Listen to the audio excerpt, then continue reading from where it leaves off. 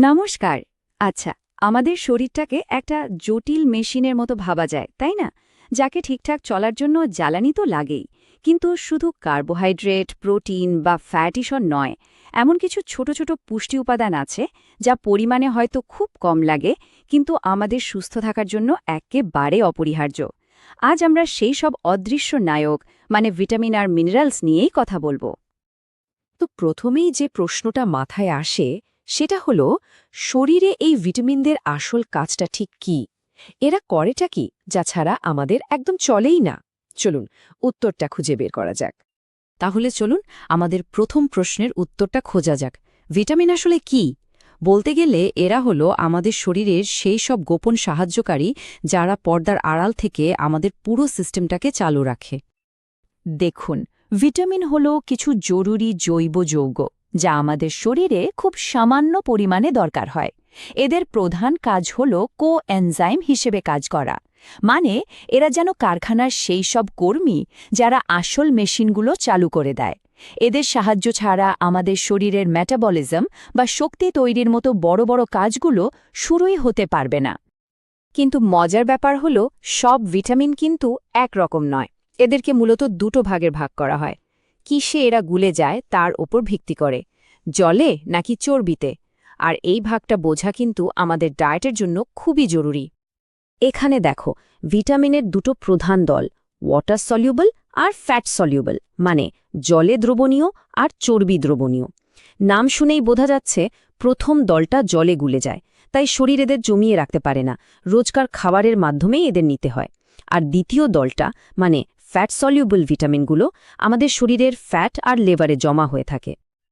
তো এই জলে দ্রবণীয় ভিটামিনগুলো কোনগুলো? এর মধ্যে আছে ভিটামিন বি কমপ্লেক্স, যার ভেতরে আবার B1, B2 থেকে শুরু করে B12 পর্যন্ত অনেকগুলো ভিটামিন আছে। আর আমাদের সবার পরিচিত ভিটামিন সি। আর ফ্যাট সলিউবল বা চর্বি দ্রবণীয় ভিটামিনের দলে আছে ভিটামিন এ, ডি, ই আর কে।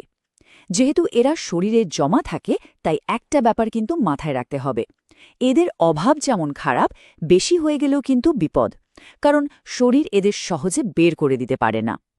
চলুন এবার একটু ভেতরের কথায় আসি। এই ভিটামিনগুলো ঠিক কি কাজ করে আর কোন কোন খাবার থেকে আমরা এগুলো পেতে পারি, এটাই তো আসল কথা, তাই না? আমাদের রোজকার খাবারের সঙ্গে ভিটামিনের যোগটা কিন্তু দারুণ। যেমন আমরা সবাই ছোটবেলা থেকে শুনে আসছি, গাজর খেলে চোখ ভালো থাকে। কেন? কারণ ওতে আছে ভিটামিন এ। আবার সর্দি কাশি হলে যে লেবু খেতে বলা হয়, তার কারণ হলো ভিটামিন সি, যা আমাদের ইমিউনিটি বাড়ায়।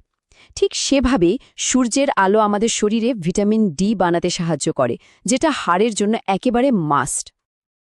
এতক্ষণ তো আমরা ভিটামিনের ভালো দিকগুলো নিয়ে কথা বললাম, কিন্তু কি হবে যদি শরীরে এগুলোর অভাব দেখা দেয়? চলুন এবার ঘাটতির বিপদগুলো সম্পর্কে একটু জেনে নিই। তো কি হয় যখন আমরা যথেষ্ট পরিমাণে ভিটামিন পাই না? এর অভাব কিন্তু শুধু একটু ক্লান্তি বা ছোটখাটো সমস্যায় থেমে থাকে না।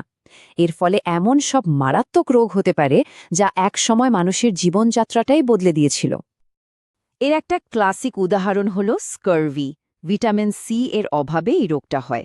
এর লক্ষণ হল মাড়ি থেকে রক্ত পড়া, সাংঘাতিক ক্লান্তি আর গাটে গাটে ব্যথা।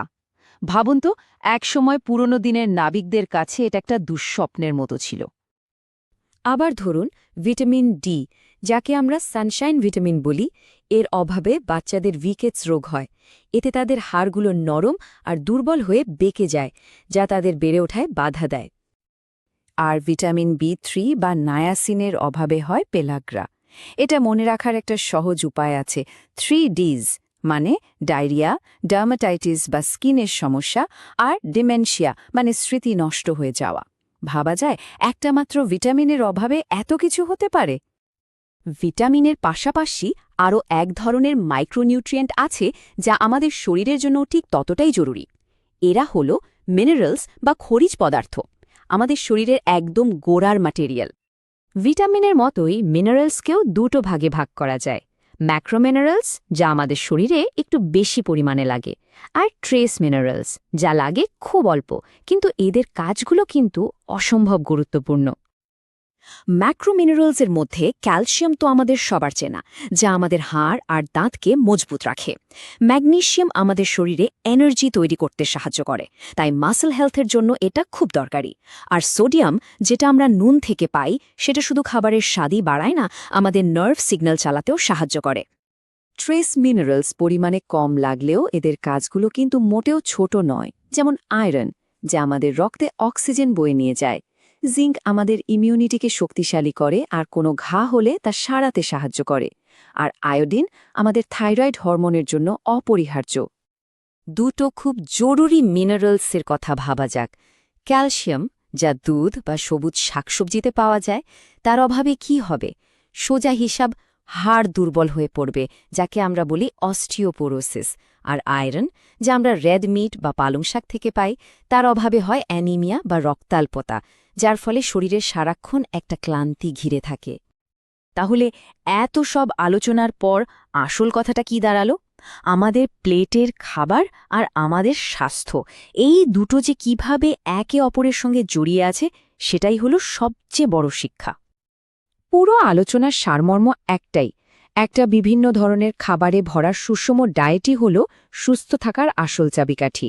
সাপ্লিমেন্টের দরকার হয়তো পড়তে পারে, কিন্তু সেটা কখনোই আমাদের খাবারের প্লেটের বিকল্প হতে পারে না। সবশেষে একটা প্রশ্ন রেখে যাচ্ছি। এই যে প্রসেসড খাবার আর আমাদের আজকের এই দৌড়ের ওপর থাকা জীবনযাত্রার যুগে আমাদের আধুনিক খাদ্যাভ্যাস কি শরীরের সমস্ত পুষ্টির চাহিদা মেটাতে সত্যি যথেষ্ট? এটা কিন্তু আমাদের